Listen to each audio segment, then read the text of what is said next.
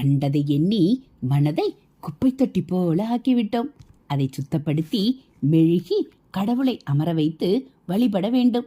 கடவுள் திருநாமங்களை சொல்லி புண்ணியம் தேட வேண்டும்.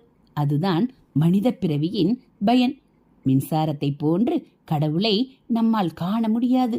ஆனால் அவர் எங்கும் வியாபித்திருக்கிறார்.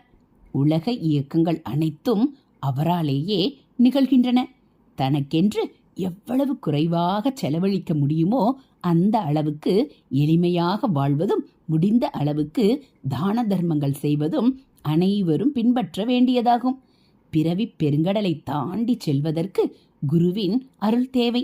எல்லாவிதமான இன்பத்திலும் துன்பத்திலும் நமக்கு அருள் பாலிப்பவர் குருதான். நம்முடைய அறியாமை அனைத்தும் குருவால் மட்டுமே அகலும்.